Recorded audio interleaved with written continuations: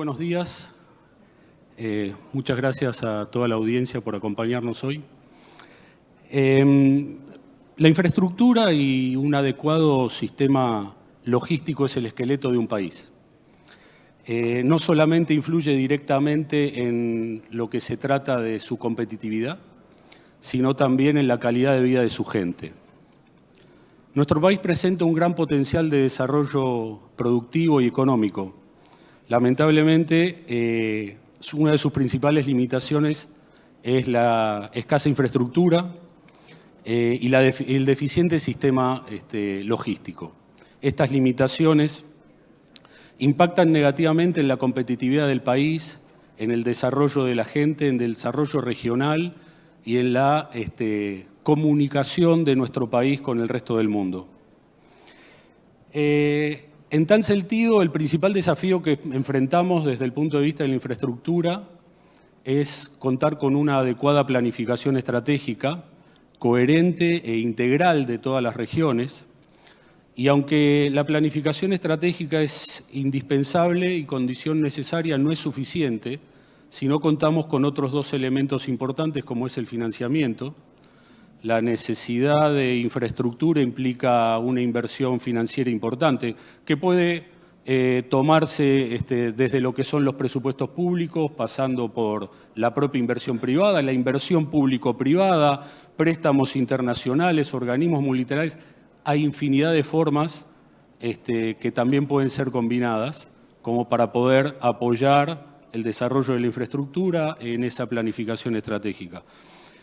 No nos queremos olvidar, no debemos olvidarnos de las regulaciones, que en nuestro país son muchas, complejas, bastante confusas, y si no contamos con una normativa simplificada y que nos dé la posibilidad de hacer las cosas bien, va a estar bastante complicado. La idea del panel entonces es meternos en esto, pero no solamente meternos en esto, sino tratar de plantear y presentar posibilidades para salir adelante. Este panel va a tener dos partes. La primera, vamos a iniciar justamente con la planificación. Vamos a recorrer un trabajo realizado por el Consejo Federal de Inversiones respecto de lo que es la planificación y la gestión logística.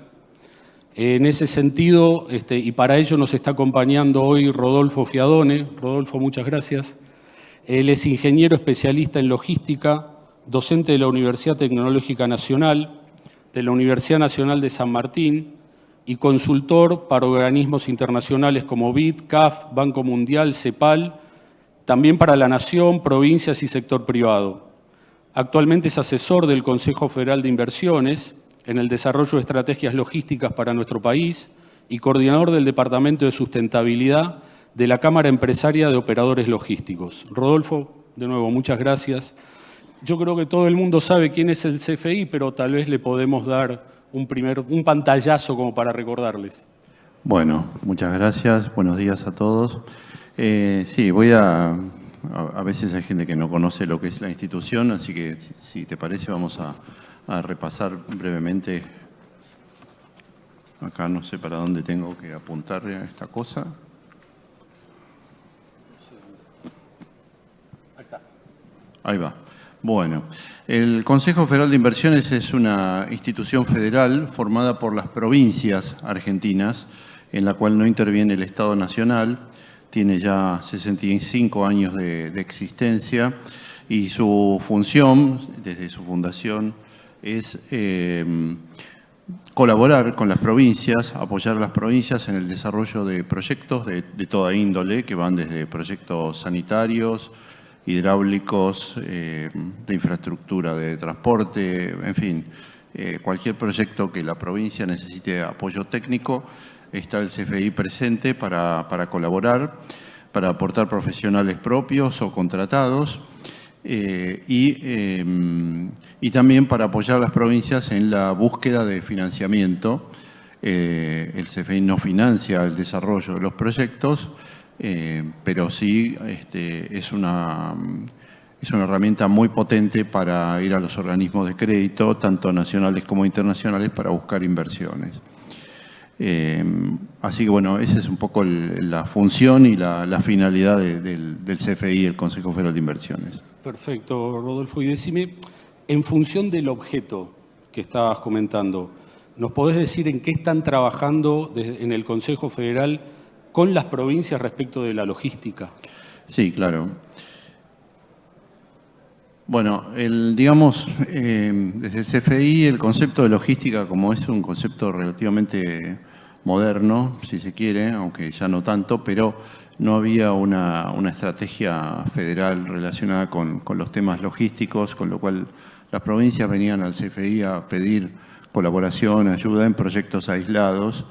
Y en el año 2021-2022, las provincias del Norte Grande pidieron ayuda al CFI para desarrollar una estrategia conjunta.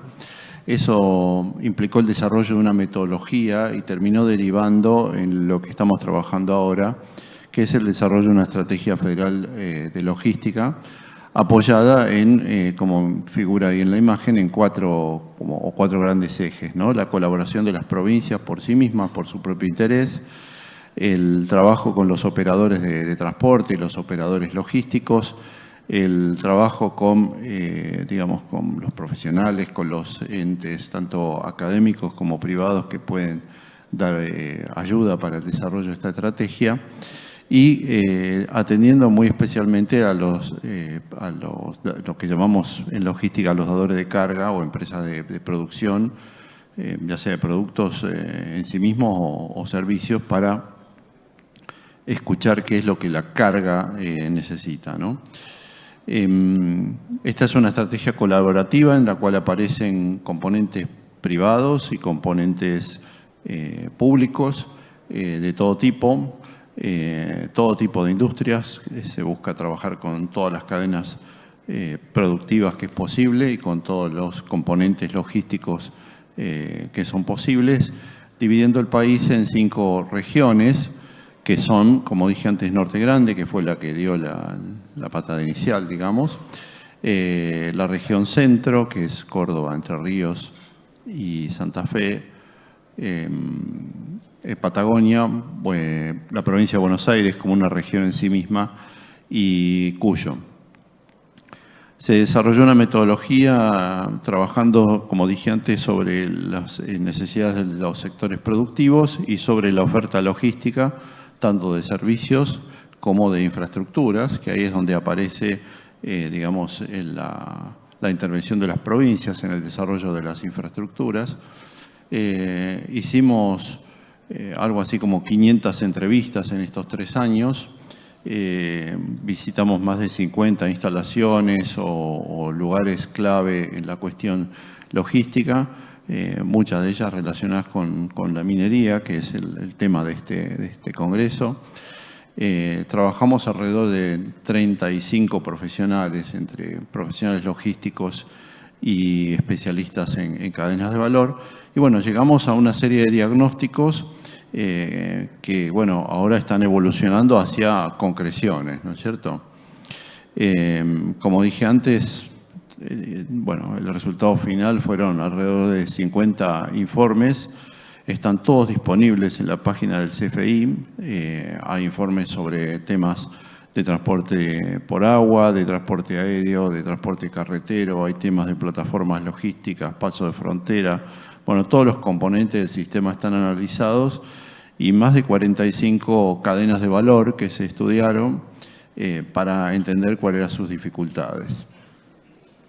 Me imagino lo arduo del trabajo con tantas provincias y tantas cadenas logísticas. Decinos, Rodolfo, ¿cuáles fueron los principales desafíos que encontraron para mejorar la logística? Bueno, les voy a contar más o menos muy sintéticamente cuestiones que en muchos casos seguramente muchos ya conocen, son conceptuales. El desarrollo detallado de cada una de las cuestiones está en estos informes que mencionaba antes. Pero digamos, si vamos, por ejemplo, a los distintos modos, El principal modo de transporte interno en nuestro país, como todos saben, es el modo carretero, que con más del 95% de las toneladas kilómetros que se mueven en el país. Ahí tenemos el principal problema, es un problema de infraestructura carretera, de rutas, tanto nacionales como provinciales. En general podríamos decir que más del 50% está en un estado que ya no soporta mantenimiento, hay que ir a una reconstrucción total, lo cual es un problema serio por el costo que representa, inclusive en la situación de tener algún interés de concesionar algunas rutas porque hay que empezar por reconstruirlas. Tenemos puentes en muy mal estado que no dejan pasar vehículos de más de 45 toneladas, puentes que le falta mantenimiento. Tenemos dificultades con los llamados bitrenes, las unidades de hasta 75 toneladas de carga de peso total, que tienen las rutas limitadas. No está muy claro por qué en algunos casos. Los caminos rurales que también tienen problemas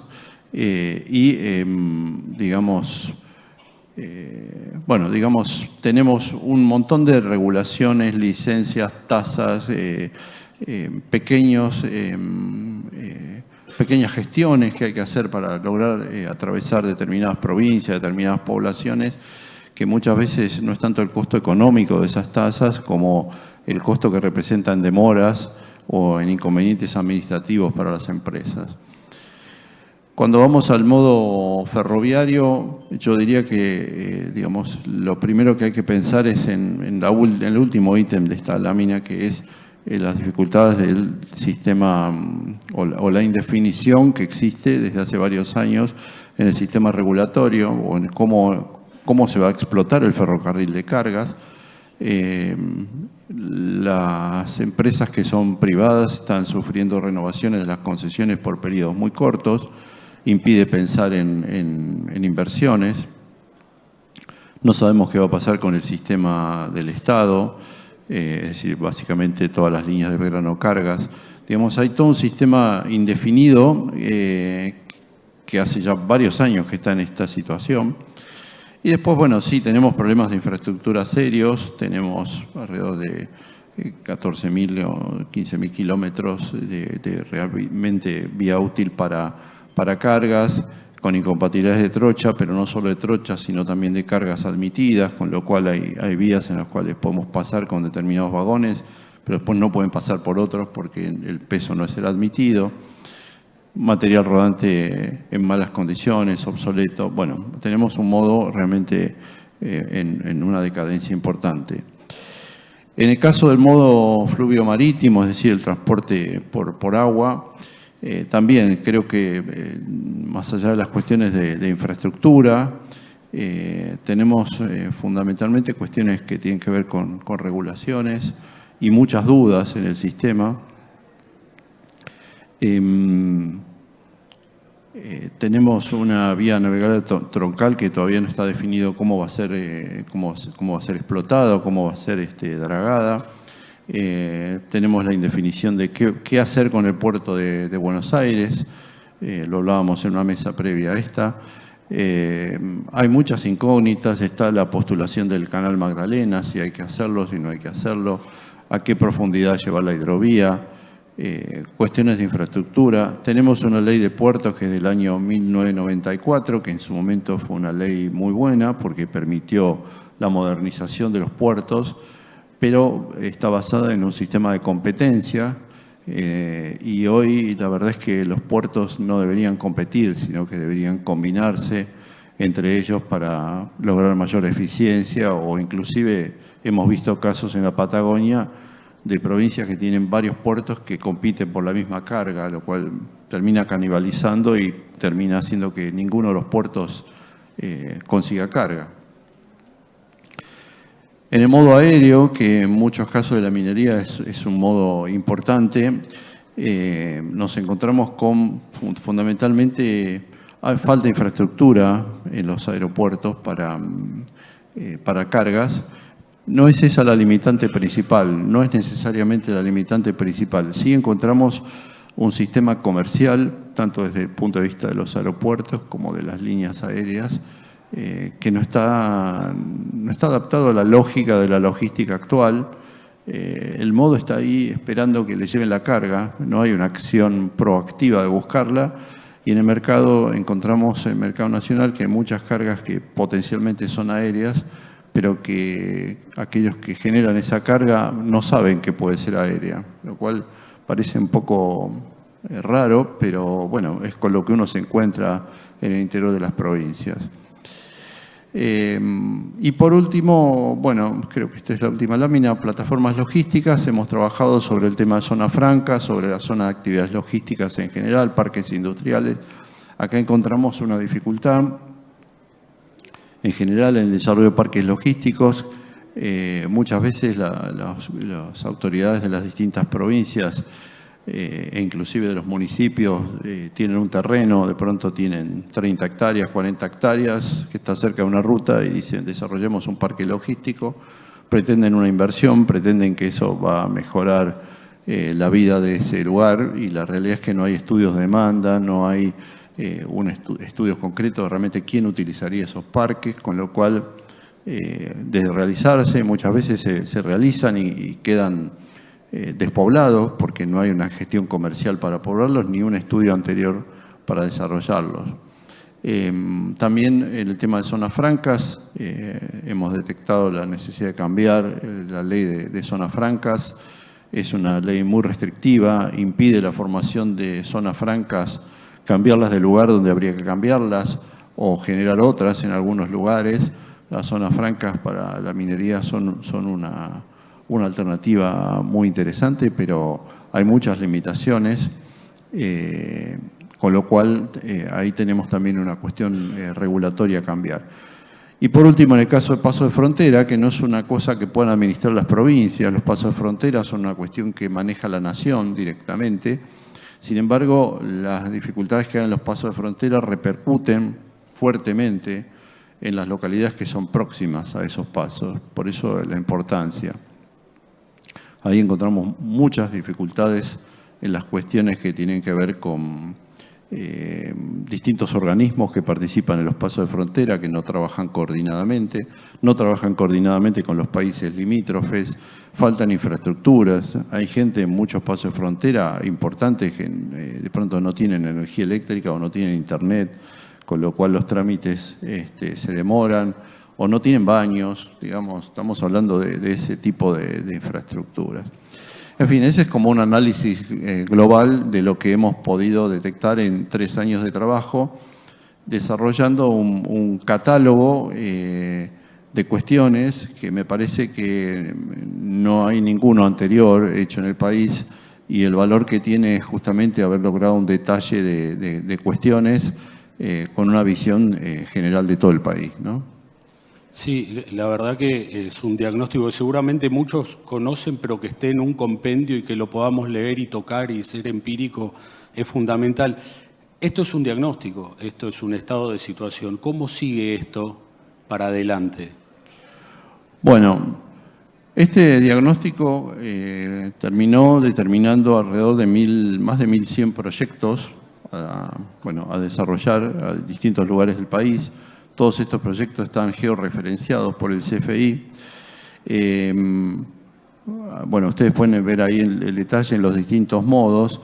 A mí me interesa destacar que muchos de estos proyectos, todos los que se ven líneas azules gruesas en los gráficos, son proyectos de infraestructura dura, pero los que están en colores claros son cuestiones regulatorias, cuestiones que tienen que ver con trámites, cuestiones que no tienen que ver con inversiones duras, sino que tienen que ver con pensar cómo hacer para que esos trámites se simplifiquen o se abaraten o desaparezcan.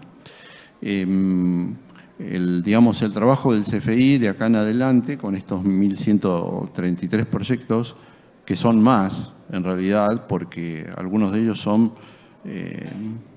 determinaciones sobre rutas, que las rutas se abren después en varios tramos, con lo cual se multiplica la cantidad de proyectos, pero en definitiva lo que se está empezando a trabajar ahora es a nivel de cada provincia, el CFI empieza a negociar con las provincias qué hacer, digamos, cuáles proyectos priorizar, un centro logístico, una ruta, un puente. Aparecen ahí distintos componentes para discutir. El proyecto, qué importancia tiene desde el punto de vista económico para la provincia, qué importancia tiene para el desarrollo futuro que pretende la provincia, qué impacto social tiene, qué impacto ambiental, qué nivel de avance tiene, si puede contar con financiación de una manera rápida o no, qué costo. Bueno, aparece ya una discusión política que trabaja el CFI con cada provincia para determinar de ese catálogo de proyectos cuáles son prioritarios. Una cuestión importante ante las dificultades de conseguir dinero para el desarrollo de estos trabajos es que el CFI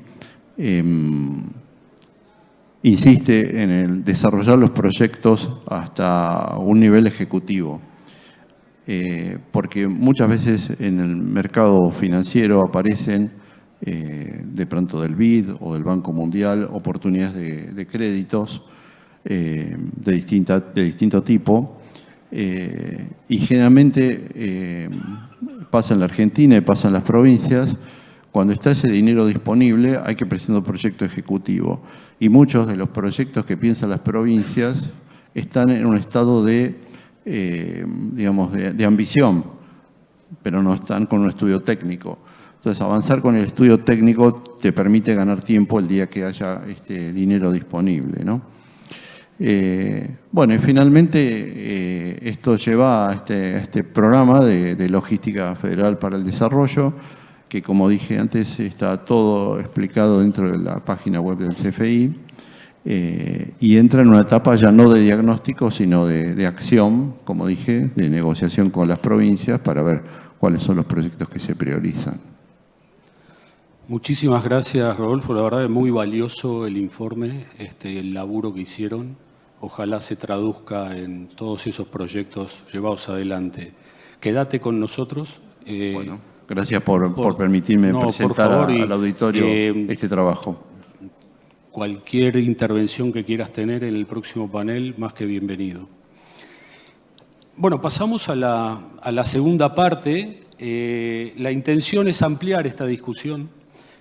Vamos a seguir hablando de logística, más focalizado en el tema minero. Vamos a ver el tema ferroviario y vamos a analizar un tema también crucial, que es el de energía. Para eso hemos convocado a 3 profesionales con experiencia en los temas para poder abordarlos apropiadamente. Los voy a presentar y van subiendo al escenario. Empezamos con Ignacio Sanz. Ignacio es abogado, socio del estudio jurídico Sanz Vergel Viñes Abogados, y cuenta con más de 22 años como especialista en Derecho Administrativo Económico, asesorando clientes corporativos en actividades de transporte, energía, tecnología de las comunicaciones, entre otras. Lidera las prácticas de Derecho Público y Asuntos Gubernamentales y de Investigaciones Internas y Compliance. Invitamos también a Rogelio Barachart. Rogelio es ingeniero electromecánico de la orientación eléctrica y cuenta con un posgrado sobre modelado del mercado eléctrico mayorista para planificación. Ha ocupado diferentes cargos públicos y privados y desde 1994 es responsable del área mercado energético de la consultora Tecnolatina, con incumbencia en los suministros de gas natural y energía eléctrica a grandes usuarios, así como aspectos regulatorios del transporte, la distribución, incluyendo cuestiones tarifarias. Por último, invito a Santiago Bunge. Santiago es un ejecutivo con más de 30 años de experiencia en el sector logístico de transporte internacional, una amplia trayectoria en ventas, gestión de equipos y desarrollo de negocios en el sector del freight forwarding.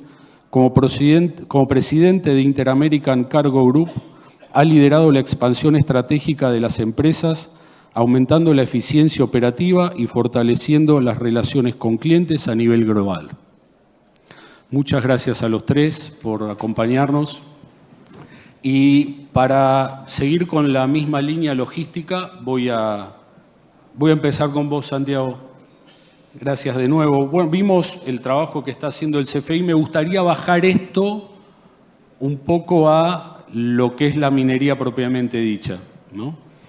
Y que nos digas cuáles son los principales desafíos logísticos que las empresas mineras en Argentina están enfrentando.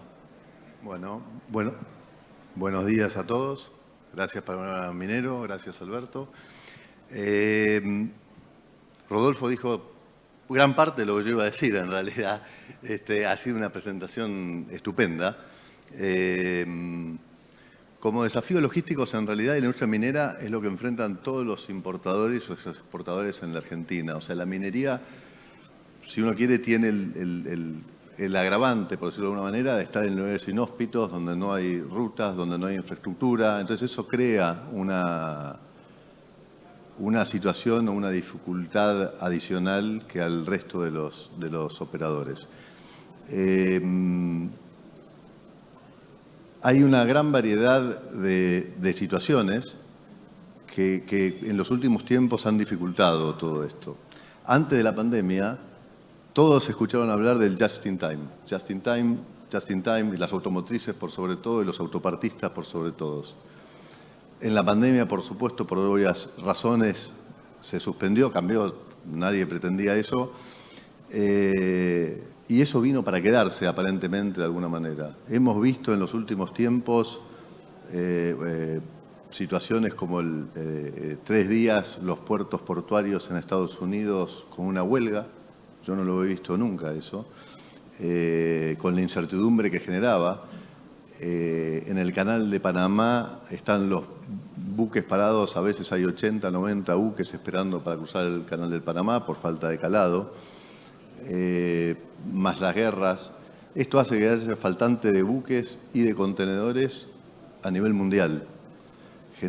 La Argentina, además, cuenta con el problema de lo que ha sucedido en Brasil, con las grandes lluvias de principios de año, en donde el puerto de Navegantes prácticamente fue barrido, el puerto de Itajaí un par de muelles. Entonces, hoy en día tenemos muchos barcos no llegando por cumplir con la rotación de los buques, no llegando al puerto de Buenos Aires y descargan en Brasil con unos tiempos de tránsito alargándose enormemente. Respecto de la carga aérea, también hubo limitación desde la pandemia y producto de la crisis de la Argentina. Hubo una disminución de vuelos. Hoy un montón de aerolíneas están haciendo escalas en aeropuertos brasileros antes de venir a la Argentina y eso restringe aún más el nivel de bodega. Así que bueno, como de todas maneras, escuchando ayer a varios panelistas acá hablando, me doy cuenta que la parte de aduanas y la parte logística es uno de los menores problemas que tiene la industria minera para desarrollarse en la Argentina. Así que bueno, no sé si... Sí, perfecto. Igual desafíos siempre tenemos, ¿no?, para el desarrollo de la Argentina. Y hablando de desafíos, Ignacio, gracias también por acompañarnos. Los ferrocarriles han sido históricamente el nudo neurálgico de desarrollo de las naciones. Argentina no es la excepción, o sea, el siglo pasado, sobre todo en la primera mitad del siglo pasado, fue una parte fundamental para el desarrollo de nuestro país. Hoy por hoy, ¿nos podés dar tu visión de lo que está pasando en materia de transporte ferroviario en este momento del país? A mí me da la sensación de un abandono importante, pero bueno, te lo dejo a vos que entendés del tema. Bueno, muchas gracias por la invitación y por estar. Sí, es como dijo Rodolfo. Rodolfo hizo una muy buena síntesis del estado. Él usó una palabra que es real, el estado de indefinición en el que estamos. Pero no estamos ahora en un estado de indefinición. Es una indefinición que viene desde hace muchísimos años. Hubo una decisión regulatoria, si se quiere, buena, mala, después podemos verla, en la década del 90, de cómo encarar el problema ferroviario en la Argentina. Como vos decías, el ferrocarril fue el motor logístico de la Argentina agroganadera. Si ustedes miran el tendido, por lo menos teórico, tendido ferroviario argentino que llegó a tener en su máxima expansión unos 40.000 kilómetros, son ferrocarriles que respondían a la necesidad del transporte de personas, de cargas de graneles agropecuarios. Se trasladaba ganado en pie en su momento. Bueno, y ese ferrocarril fue afectado, el ferrocarril en general como modo de transporte fue afectado por una revolución tecnológica que fue la competencia y el nacimiento del modo de transporte carretero que absorbió algunas de las cargas necesariamente que servía en su momento el ferrocarril, y eso pasó en la Argentina y pasó en el mundo. Con el componente que en la Argentina tuvimos la estatización en prácticamente el inicio de ese periodo bisagra, que es el fin de la década del 40, cuando se decide que se iban a nacionalizar las concesiones existentes. La gestión estatal no arrojó buenos frutos, nos encontramos rápidamente, se dio el pico de la reforma tecnológica, digamos, que afectó al transporte ferroviario acá y en el mundo entre los 50 y los 60, con grandes pérdidas de carga, grandes pérdidas de transporte de pasajeros. Eso, sumado a la mala gestión estatal, nos dejó a fines de los 80, a principios de los 90, con Ferrocarriles Argentinos, que era probablemente la peor empresa estatal que teníamos en cantidad de empleados enormes, malos servicios, lo que sea. Ahí se decidió una privatización,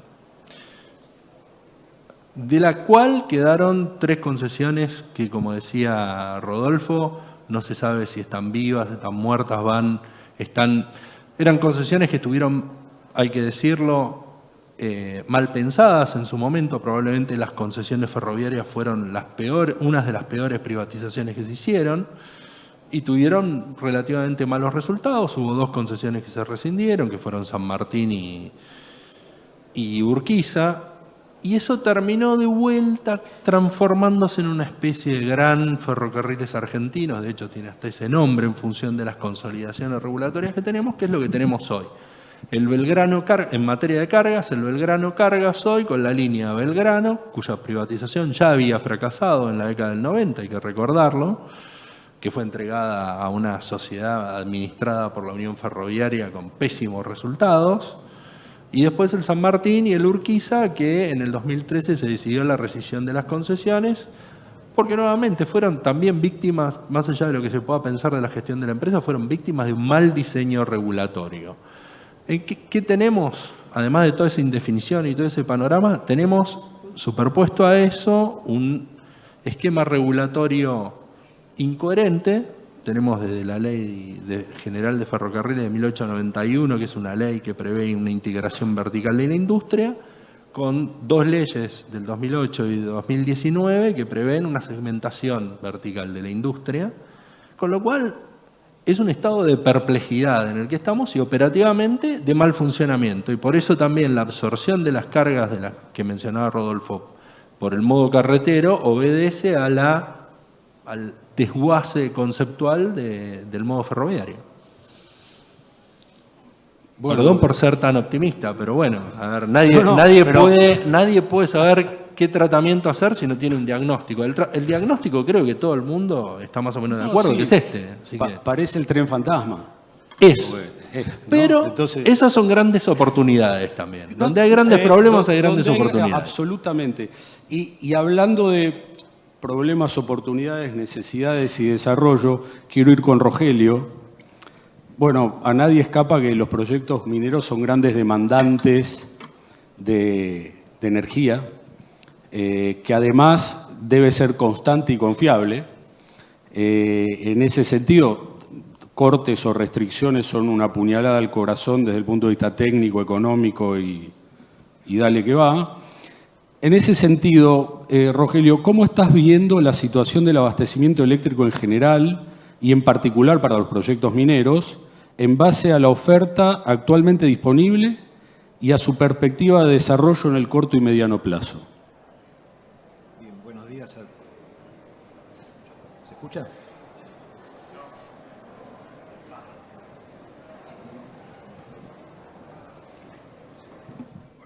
Hola, ahora sí. Bueno, buenos días. Gracias a los organizadores por la invitación. Antes que acometer la pregunta que me hace Alberto, y para no quedar descolocado frente a mis predecesores en el panel, quisiera hacer una síntesis o una reflexión sobre lo que pasa en el mundo energético y el eléctrico en particular. Hace 23 años dejamos de lado la regulación que nos regía hasta ese momento. Obviamente que se dio en un contexto macro complejo, como fue la salida de la convertibilidad, pero los 23 años posteriores son parches sobre parches.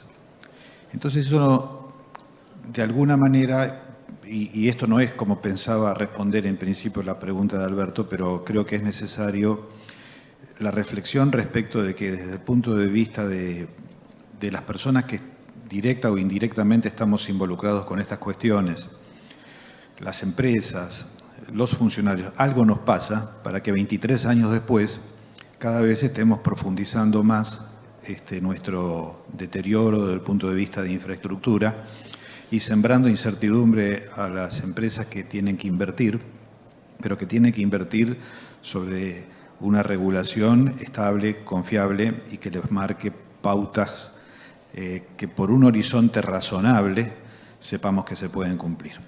Así que bueno, dicho esto, ya digo, para no desentonar con mis predecesores, intento responder la consulta. Bueno, la cuestión del abastecimiento tiene, como ustedes conocen, distintos aspectos, digamos. Yo focalizaría este primer punto en el abastecimiento respecto de lo que es la producción de energía eléctrica, dado que, como bien dice Alberto, son proyectos altamente demandantes de energía. Nuestra situación hoy, desde el punto de vista de oferta-demanda, es que estamos en equilibrio, pero no es un equilibrio estable, sino un equilibrio inestable. Estamos ya desde hace años avanzando sobre las reservas del sistema. Es decir, un sistema eléctrico para operar en forma confiable, para que el abastecimiento sea confiable, requiere reservas. Reservas que obviamente se dan en dos ámbitos, en el transporte, pero que tiene ciertas limitaciones en ese sentido, y reservas en la oferta.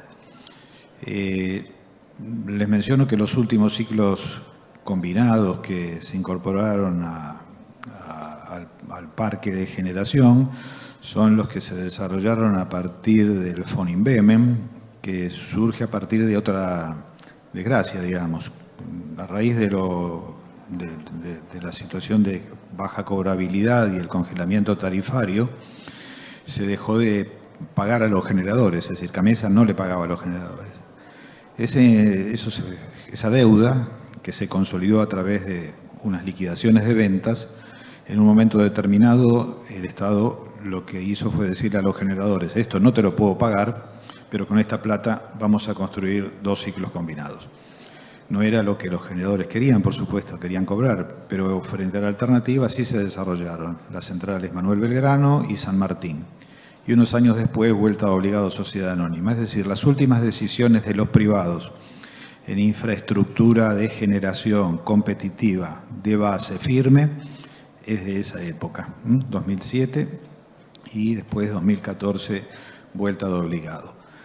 Lo que vino a continuación son, hablando de firme, potencia firme, nada, y sí hubo un progreso muy importante a partir de la gestión durante el gobierno de Macri con las energías renovables, y también tenemos que entender por qué ese proceso fue exitoso.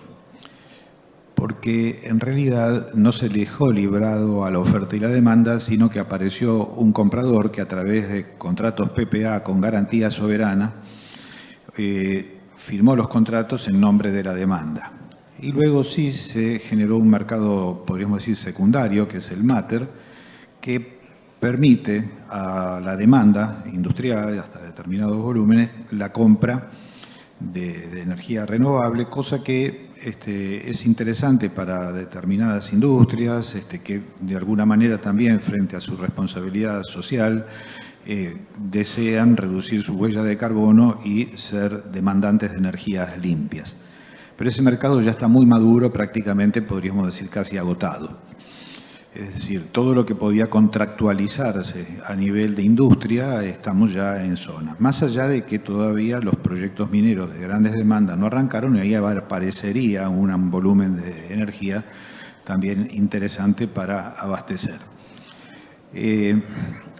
Respecto de lo que es oferta-demanda, les dije que estamos en un equilibrio inestable, prácticamente operamos sin reservas. Seguramente ustedes han escuchado sobre un plan de contingencia que está planteado para este verano y los próximos. Ese plan de contingencias es más o menos lo de siempre, hay alguna cosa novedosa como ofrecerle a los grandes usuarios no consumir y pagar por esa energía no consumida, pero veamos que estoy pagando por no producir. Es decir, a ver, como en otro momento a la industria le cortaban sin pedirle permiso, ahora de alguna forma es como darle la oportunidad para vender esa energía que no podría consumir. De todas maneras, quizá más adelante les vuelvo sobre las cuestiones del transporte, pero desde el abastecimiento, a duras penas podríamos llegar a cubrir 30.000 megavatios. La demanda máxima del sistema, que muchas veces, quizá en alguna información o algo, ustedes van a encontrar que está en ese orden, de 30.000 megas, eso no se ajusta a la realidad, porque lo que pasa es que cuando la demanda está en la zona de los 30.000 megas, se corta. Se corta por alguna cosa, por algún problema en el transporte, por alguna sobrecarga, por algún transformador. Por lo tanto, la demanda máxima del sistema realmente no la conocemos. Lo que sabemos es que cuando llegamos a 30.000, por algún lado ajusta. Algo se abre y entonces eso modera, digamos, que lleguemos a este pico. Pero en concreto, no tenemos hoy por hoy, podemos decir, reservas. El plan de contingencia quiero mencionarlo porque tiene algunas críticas y los estudios que hizo CAMESA también. CAMESA tiene la obligación de hacer estos estudios y si bien es cierto que el escenario en el cual se ha planteado CAMESA es un escenario bastante pesimista, eso no quiere decir que no pueda producirse. Un par de olas de calor más o menos seguidas nos ponen en esa situación. Así que, pero muchas veces hablamos del verano, de este verano, pero no tenemos obras de infraestructura de oferta que vayan a resolver el problema, ni de este verano, ni del próximo, y seguramente del otro. Es decir, una obra de oferta firme, estamos a 3 años vista y esa decisión no se tomó. Por lo tanto, los 3 años siempre van a estar corriendo a partir del momento en el que esa decisión se tome. Entonces, y para cerrar este primer punto, urge sí recomponer la oferta. Está muy bien la incorporación y seguir con la incorporación de renovables, porque de alguna manera, por lo menos en ese sentido, los argentinos estamos dando una señal de compromiso con las cuestiones que tienen que ver con la descarbonización, con la transición energética, pero por otra parte, y acá estamos en un ambiente de industria y de alta demanda, tenemos que saber que ese tipo de demanda requiere confiabilidad y volúmenes que van a partir de ofertas firmes que están basadas en un combustible amigable como es el gas natural y que afortunadamente, aparentemente tenemos bastante. Entonces, sí es muy importante ir pensando en un rápido desarrollo de esos de 3.000, 4.000 megavatios que nos urge instalar porque la demanda se nos está moviendo a un ritmo de entre 900 y 1.000 megavatios año y no estamos incorporando absolutamente nada, por ejemplo, en el año 2024. Bueno. Gracias, Rogelio. Nos quedan unos 20 minutos. Tengo un par de preguntas más para cada uno, así que les pido directo al punto. Bueno, salió el tema de la normativa mucho, así que, y de las regulaciones. Ignacio, voy con vos ahora, con el tema ferroviario. ¿Cuáles son las dificultades o dudas que te genera el desarrollo de la política de transporte ferroviario y qué medidas, que acá viene el punto, se podrían o faltarían tomarse para que exista un buen desarrollo? Buenísimo, muchas gracias. Mira, el gobierno comenzó teniendo un plan que parece distinto al que está aplicando ahora. Empezó con un Ministerio de Infraestructura. De pronto el Ministerio de Infraestructura, no sé si porque el titular del Ministerio de Infraestructura no estaba sintonizado con el presidente o lo que sea, se fue, pero desapareció el ministerio. Y hoy tenemos todo concentrado, lo que es infraestructura y energía, en el Ministerio de Economía. Eso puede llegar a funcionar, pero también subordina de algún modo, hasta conceptualmente, la cuestión infraestructura al Ministerio de Economía. Ese es un problema que veo. El segundo problema que veo, en materia ferroviaria, digamos, no parece haber habido un interés específico regulatorio, como si lo hubo, por ejemplo, en el mercado aerocomercial. Nosotros vemos que desde el primer día el decreto de necesidad de urgencia 70 modifica el código aeronáutico, no modificó la 27132 de política ferroviaria ni nada de eso. El marco regulatorio ferroviario no está tocado. Yo creo que tiene un problema más inmediato el Estado Nacional, que es qué hacer con Belgrano Cargas. De hecho, lo han dicho, el comunicado 64 del Poder Ejecutivo dice vamos a privatizar Belgrano Cargas. ¿Cómo la vamos a privatizar? Todavía no sabemos. Lo único que conocemos son ciertos trascendidos que durante el curso del año 2025 va a haber una privatización segmentada verticalmente, infraestructura por un lado, material tractivo y vagones por el otro y otros espacios por el otro. ¿Esa es una política regulatoria? No, pero es una decisión regulatoria. Lo que a mí me sorprende un poco, me alarma un poco también, es que no sé qué nivel de análisis tiene eso previo. ¿Por qué se toma esa decisión? Entiendo la necesidad de cortar con la sangría que es Belgrano Cargas. Mi pregunta es si hay un análisis previo a eso. Y si hay un análisis de más largo plazo que considere el transporte ferroviario como uno más de los modos de transporte, porque compite esencialmente, y ese ha sido el gran drama del transporte ferroviario en la Argentina, porque compite con el modo de transporte carretero, que ha tenido mucho más peso político en la toma de decisiones, y eso es lo que ha afectado también la regulación del transporte ferroviario y su gestión. Digámoslo claramente, el gremio de los camioneros ha hecho casi imposible el transporte de carga por ferrocarriles. Ha sido mucho más poderoso que la Unión Ferroviaria, que más allá de todos sus problemas, la fraternidad y todos los gremios. Ha habido una puja que ganó claramente el transporte carretero. ¿Qué es lo que me gustaría ver a mí? Y creo que hay una gran oportunidad para eso, una idea más o menos clara de regulación ferroviaria a futuro. Y tenemos buenos ejemplos en la zona. Lo mencionábamos en la mesa previa que teníamos. Tenemos un buen ejemplo en Brasil. En Brasil en el 2021 hubo una normativa muy interesante, fue una especie de decreto de necesidad de urgencia que dio lugar a la iniciativa privada de un modo muy característico. Es más, permitió la directa autorización, es como la construcción directa por privados de ferrocarriles, la autorización, manteniendo la intervención estatal en lo mínimo, y la intervención de terceros interesados en la inversión en infraestructura, tanto en concesiones como en autorizaciones. Una cosa muy innovadora que dio lugar a la presentación de más de 100 proyectos por el sector privado. El sector privado sabe dónde invertir, no necesita que el Estado le diga dónde invertir. Estoy seguro que acá, no sé, el sector minero sabe que le interesa el ramal C14, sabe por dónde puede venir el desarrollo ferroviario.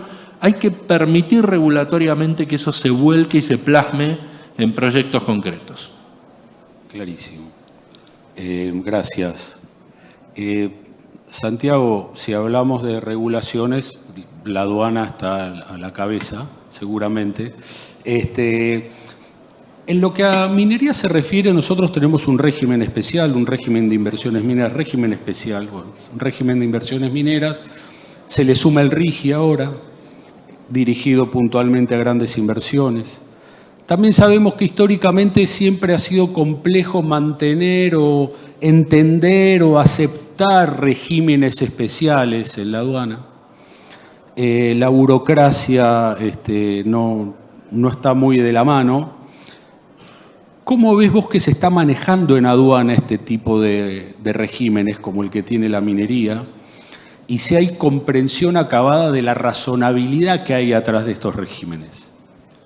Bueno, en la pregunta anterior me hablaste de desafíos y yo fui bastante negativo porque eran los desafíos, con lo cual tenía que hablar de las cosas, de los desafíos que tenía. Entonces, en mi respuesta fue todos los desafíos que había para sortear.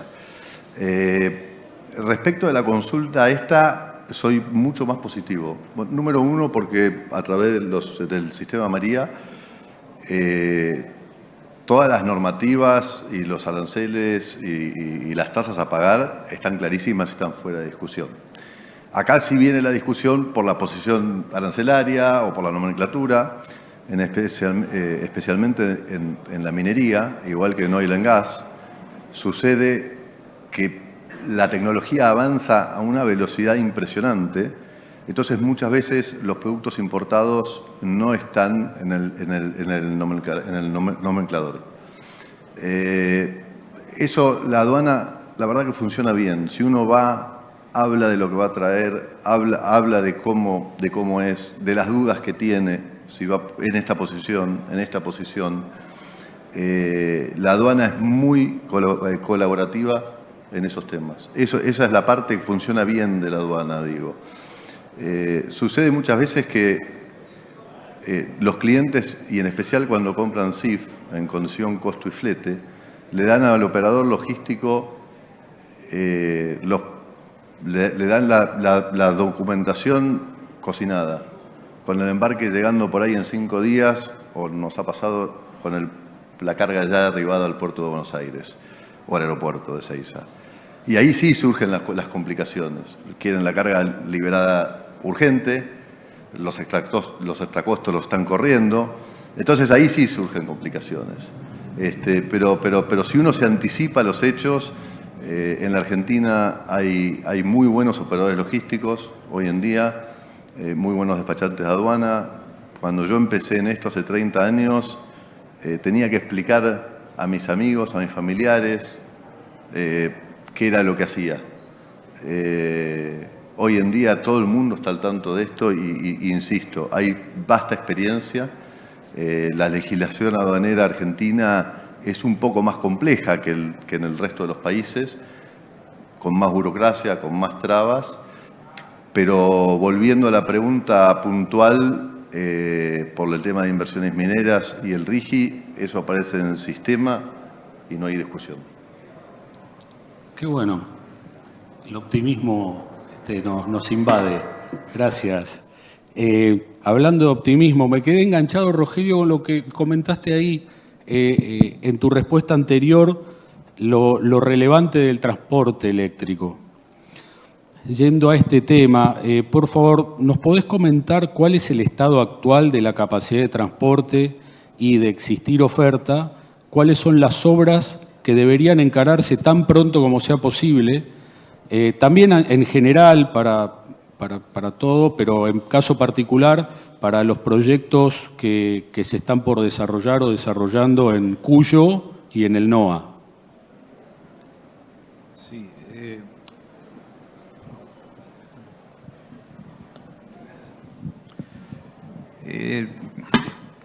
quizás por la actividad de ustedes siempre han estado pensando en el acceso al sistema, ¿no? En la vinculación al sistema y buscando la línea más próxima para conectar el emprendimiento, el proyecto.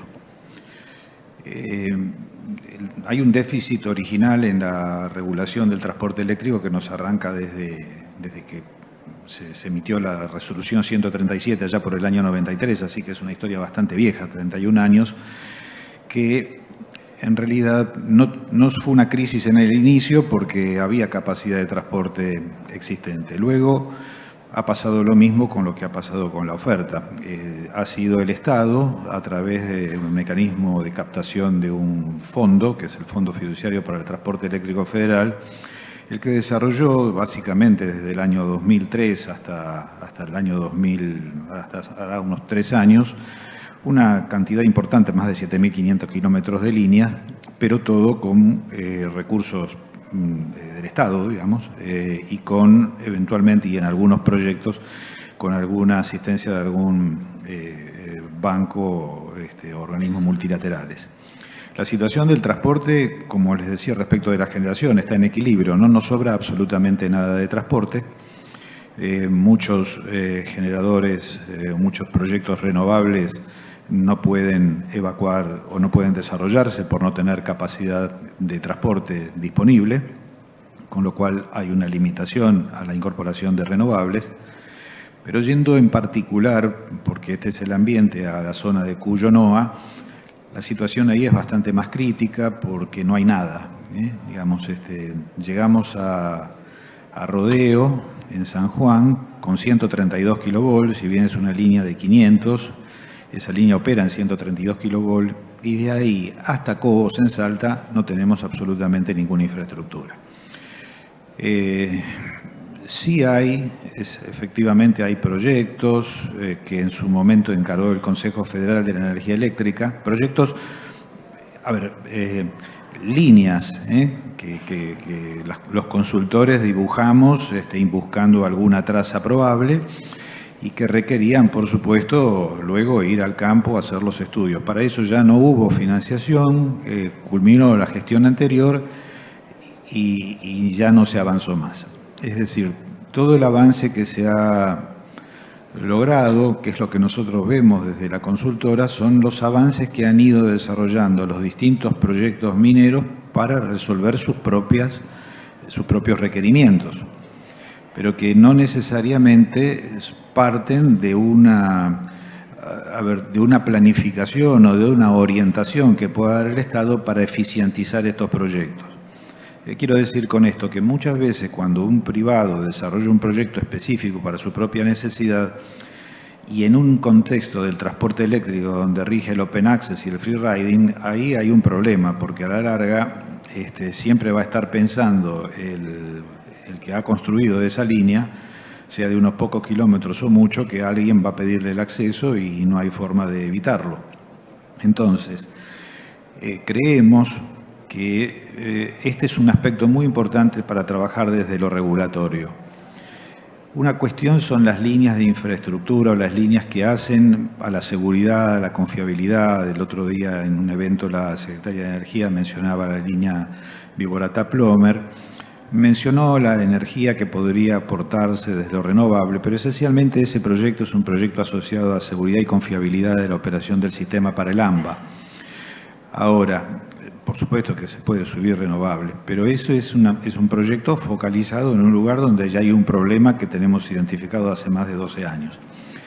Ahora, infraestructura para Cuyo Noa no tenemos nada, sí ideas, sí efectivamente el Consejo Federal de la Energía tiene un proyecto que podríamos decir es poner 500 kilovolts en Rodeo, pasar por una subestación intermedia en el norte de San Juan, pasar por el Salar del Hombre Muerto y llegar a la Puna 2 próximo. Todo esto en 500 kilovolts. Proyecto muy interesante, muy costoso y que podría ser la columna vertebral de un proyecto para el abastecimiento de los distintos proyectos mineros, a lo cual hay que sumar oferta en algún punto. Ahora bien, eso no empezó. No empezaron ni los estudios, quiero decir, no tenemos nada. De todas maneras, creo que hay un timing que no en el ánimo de pecar de optimismo, que los proyectos mineros tienen tiempos de desarrollo y también hay un tiempo de desarrollo de esta infraestructura de transporte. Si, como pasó, como les mencioné antes cuando les decía respecto de la oferta firme, bueno, un proyecto como el que les mencioné es un proyecto de 3 años de desarrollo. Por lo tanto, habría que ver cómo es el timing de los proyectos mineros, porque si un proyecto minero está requiriendo grandes demandas de energía antes de ese plazo, no voy a tener infraestructura eléctrica para poderlo soportar. Entonces, creo que un aspecto importante, y quisiera mencionarlo por lo menos para dejarlos instalados y como comparación, por si alguna de vuestras empresas también es compradora de gas natural. En el caso del gas natural, el transporte del gas natural, existe la contratación o el transporte firme.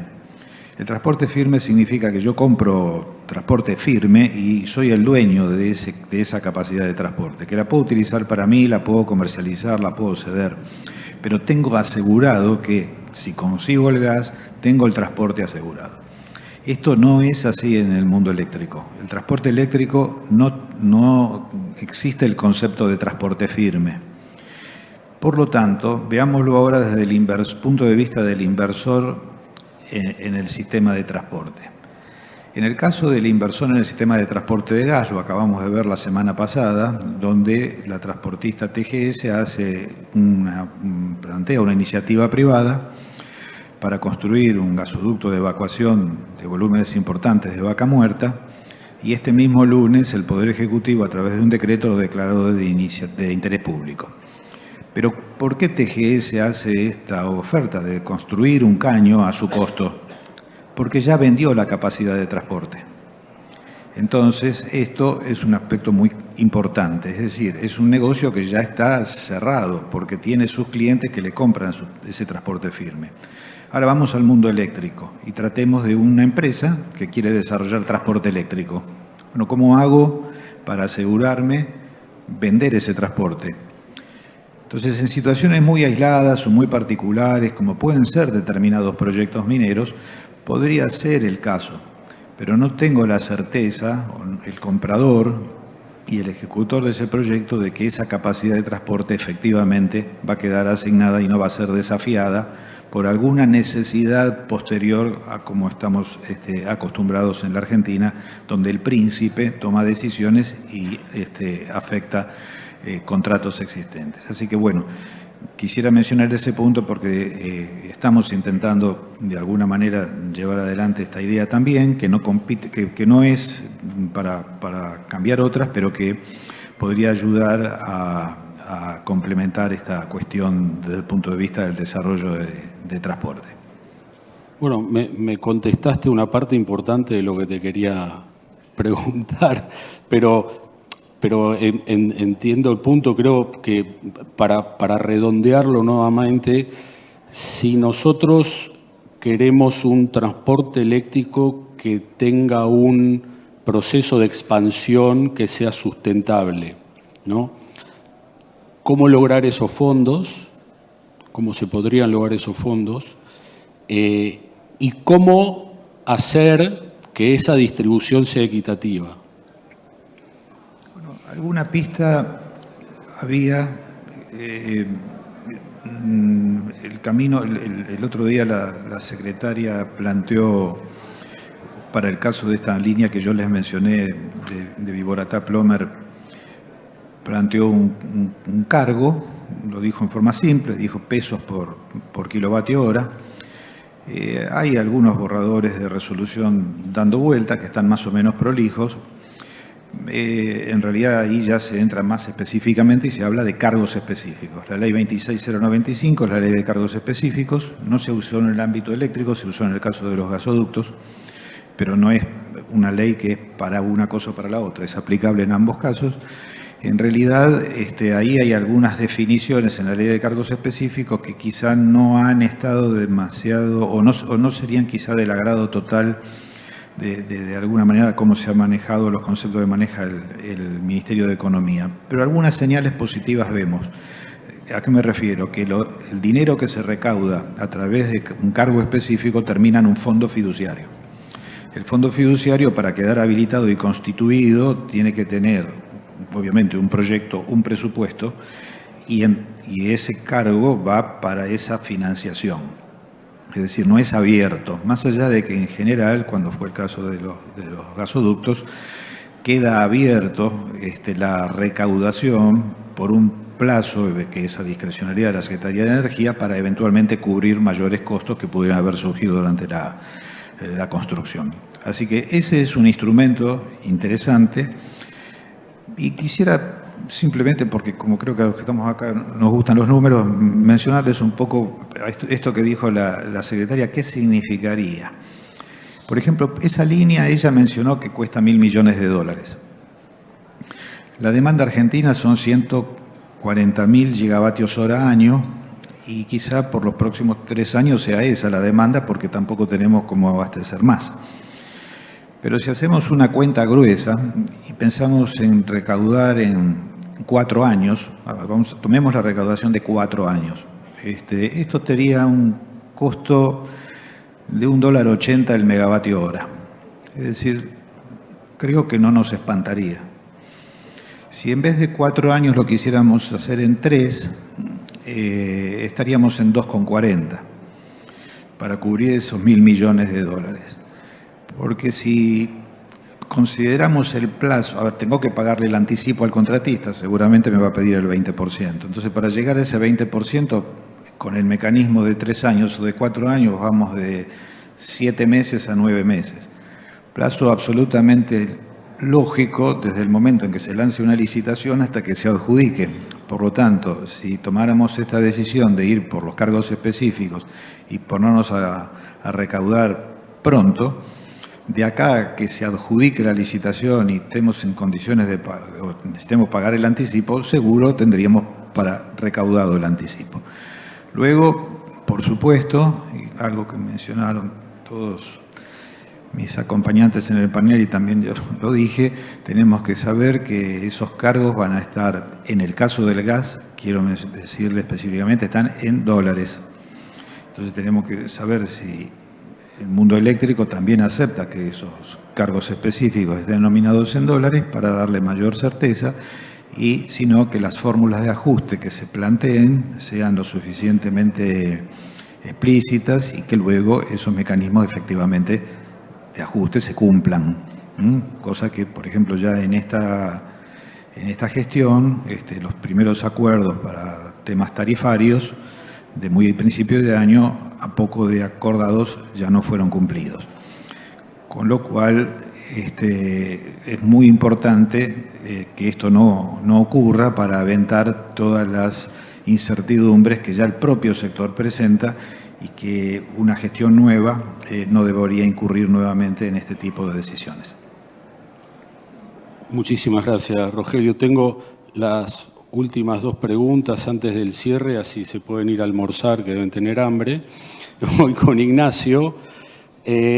Mirando para adelante, Ignacio, en función de todo lo que hemos dicho, desde tu perspectiva, ¿vos crees que el enfoque de la administración actual respecto de la red ferroviaria puede incidir positivamente en lo que necesita el sector minero? Yo te diría que sí, con cierta cautela. Digamos, quiero ser optimista, empezamos de abajo para arriba. A ver, el gobierno se ha planteado que el sector minero es uno de los sectores a los que le pone más fichas, hablando pronto y mal, para el desarrollo argentino. El RIGI ha sido prácticamente un régimen casi focalizado en proyectos mineros y proyectos de energía, por lo menos implícitamente. Y aún así, más allá de que no ha habido alguna modificación regulatoria importante enfocada particularmente en el mundo ferroviario, sí ha habido interesantes desarrollos en la ley de bases, por ejemplo, en la reforma de la ley de concesiones de obra pública en su momento, ahora de concesión de obra pública y servicios públicos, en el nuevo desarrollo del mecanismo de iniciativa privada que se aplica a esta ley como a los proyectos de participación público-privada. Es decir, quiero decir con esto que hay un marco regulatorio general que va apuntando hacia eso, va apuntando o puede ser apuntado hacia las inversiones de infraestructura hechas con cierta inteligencia. Faltaría, te diría, unas definiciones regulatorias más amplias, más precisas, en relación con el modo de transporte ferroviario y su interacción con el resto de los modos de transporte. Vuelvo a esto que ya dije porque me parece que hay que insistir en esto. Es decir, tiene que haber una política de transporte que yo hoy, donde estoy parado, no la veo. Creo que es lógico, alguien me puede decir que se vaya reaccionando en función de las dificultades que tenemos, de la dificultad económica, lo que sea, pero es indispensable tener una política de transporte si queremos tener una infraestructura mínimamente desarrollada y que no sea el desastre de los caminos que mencionabas. El otro día lo dijo el jefe de gabinete en la sesión de control en el Senado: los caminos son un desastre, los ferrocarriles también. Digamos, ningún país puede sobrevivir así. Hemos consumido la infraestructura que tenemos. ¿Apunta al sector minero? Sí, te diría el sector minero, con esto cierro. El sector minero es el cliente ideal del ferrocarril acá, en todo el mundo, más allá de que estamos hablando de oro, plata y cobre. Digamos, el mundo del hierro, el mundo de la minería en general ha sido el gran desarrollo de los materiales de construcción de los ferrocarriles. Y hay una sinergia con el sector agropecuario obvia, me parece. Entonces, hay que aprovecharla. Mirá, te voy a dar una anécdota. En diciembre y enero, apenas asumió el gobierno y se hablaba de la privatización de Belgrano Cargas, nosotros tuvimos varias consultas, 2 y 2 de empresas agropecuarias, 2 de empresas mineras, diciendo, che, ¿me puedo comprar un ferrocarril entonces? Literalmente, vino uno y me dijo, me quiero comprar el ramal C14. Hace la cola, hay varios interesados, pero es cierto, es decir, interés hay. A ver, quizás no para 7.800 teóricos kilómetros del Belgrano Cargas, pero sí hay posibilidad de inversión. El gobierno tiene que escuchar al mercado y tiene que permitirle al mercado desarrollar. Tiene que haber un diálogo regulatorio entre el mercado y el gobierno. Espero que eso se produzca, y si eso se produce y se adoptan prácticas de las que hablaba antes, que pueden canalizar esa inversión con la seguridad jurídica necesaria, otro gran tema que más vale no tocar, pero podría hablar horas sobre eso. Si lo logramos, creo que la minería puede ser uno de los grandes beneficiados de ese marco regulatorio para el desarrollo de sus proyectos en el modo ferroviario. Excelente, excelente. Un muy buen punto, Ignacio, gracias. Santiago, última pregunta, después tienen alguna reflexión final. ¿Cómo crees que las políticas gubernamentales hoy pueden abordar y corregir las deficiencias que hemos visto de la logística? Pregunta muy complicada para el minuto y medio, 2 que tenemos. Bueno, acá de nuevo voy a ser muy positivo. El gobierno del presidente Milei ha avanzado como nunca he visto en los últimos 30 años. Nunca he visto un avance en estas políticas. Hoy, por primera vez, por ejemplo, cuando hay una discusión aduanera respecto de una posición arancelaria, se inicia el trámite de sumario y la carga se puede liberar. Es un avance enorme, porque antes te tenían rehén con una carga, te decían va por otra posición y bueno, venían discusiones y teniéndote rehén, pues vos necesitabas la carga y corriéndote todos los plazos de demoras de los puertos, que son enormes. Así que lo veo muy, muy positivo. Veo al gobierno trabajando fuertemente en ello. Excelente. Bueno, nos quedan 6 minutos. Les voy a dar uno a cada uno de ustedes y me voy a quedar 2 yo, porque soy así de democrático. Un minuto de reflexión final cada uno. Bueno, trataré de usar este minuto lo mejor posible. Me gustaría retomar un poquito el tema del ferrocarril y el transporte por carretera desde una visión logística y poner un poco un warning a futuro de la necesidad de resolver esta política de transporte que mencionabas. La demanda de camiones es cada vez mayor. La oferta de camiones no es tan así, especialmente de choferes de larga distancia. Esto es un tema que pasa en todo el mundo. Si la carga sigue aumentando en la Argentina, vamos a encontrar dificultades para llevarla por camión. Vamos a necesitar la asistencia del tren, como más allá que lo queramos, que no lo queramos, que si la carga, que si a principio de siglo, pero el asunto es que hace falta otro modo terrestre que apoye al sistema carretero. Y alejándome un poquito de la perspectiva que siempre se encara desde la perspectiva sindical, la dificultad del camión con el tren, me gustaría mostrar un poquito más la visión del sector empresario, especialmente de los operadores logísticos más importantes de nuestro país, que hoy ven al tren como un carrier, es decir, un vehículo para las largas distancias, donde aportarle carga, de la misma modo que se hacía a principios del siglo XX, donde los carros llevaban la carga al tren y era el tren el que transportaba. Los operadores ven esto como una oportunidad, ven el tren como una oportunidad, los operadores logísticos. Hace falta ese desarrollo. Lamentablemente, cuando uno se pone en el lugar del operador ferroviario, me ha pasado hace poco charlar con gente comercial de distintas compañías, incluyendo la del Belgrano. Hay una posición como de que la carga, ven a mí. La carga no hace eso. La carga busca el mejor método en el cual llega con el mejor nivel de servicio y más rápido y más económico, que hoy no es el tren. Pero hay una oportunidad importante para el desarrollo ferroviario, hay que apoyarlo. Gracias, muchísimas gracias. Rogelio. Bueno, tomando un poco la palabra de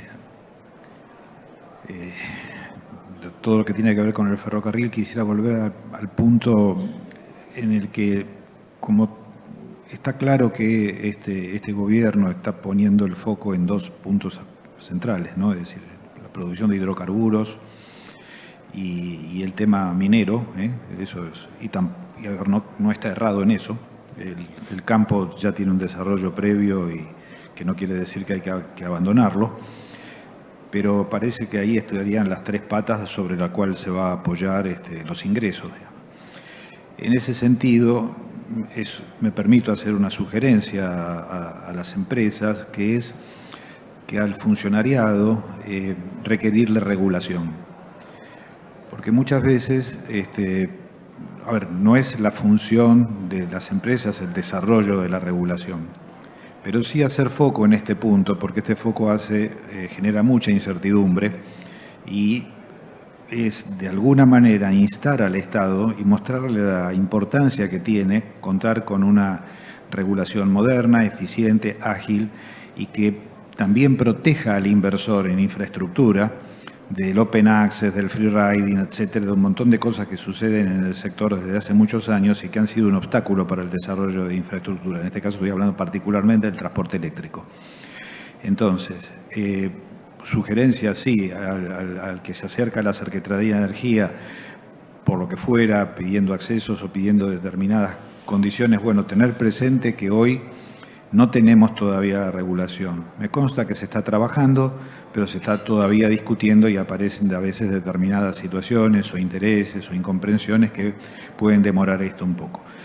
Por lo tanto, creo que cuando el funcionario escuche que esta es una condición indispensable para ir adelante, porque puedo poner la mejor planta de procesamiento del mundo, pero si no tengo una línea eléctrica que me abastezca con energía en cantidad y calidad, va a fallar. Entonces, y eso se logra no quizá interviniendo ustedes en el desarrollo específico de los proyectos, pero sí hay un paso previo clave que es contar con la regulación para el desarrollo de la infraestructura eléctrica. Gracias, Rogelio. Ignacio. Me la dejaste picando. Bueno, voy a hilvanar las dos cosas que dijeron. Si hace falta regulación, muchas veces lo que hay que hacer es, en vez de ir a decirle al funcionario, hace falta regulación, es decirle, toma, nosotros haríamos esto, o nuestra propuesta es esta.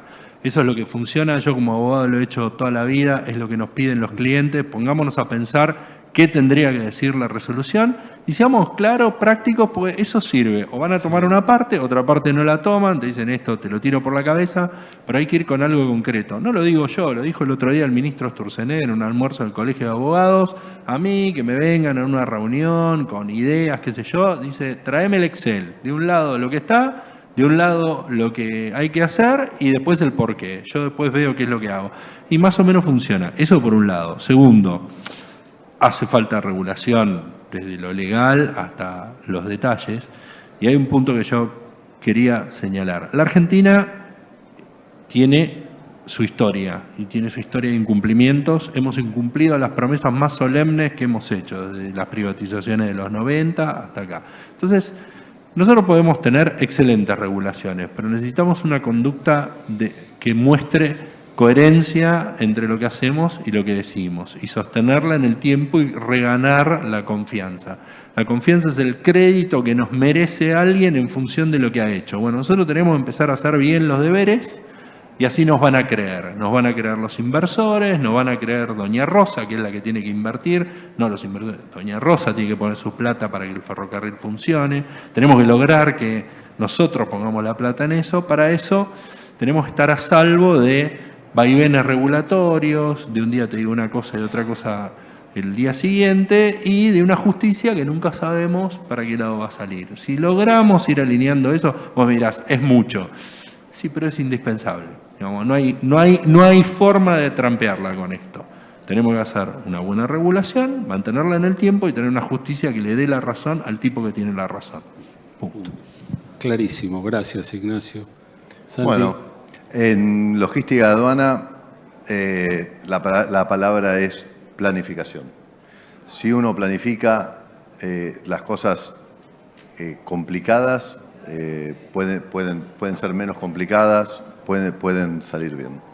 Así que eso, planificación. Gracias. Muchas gracias, Santi, y muchas gracias a los cuatro por el tiempo, la dedicación, el compromiso que han mostrado en toda esta hora y pico.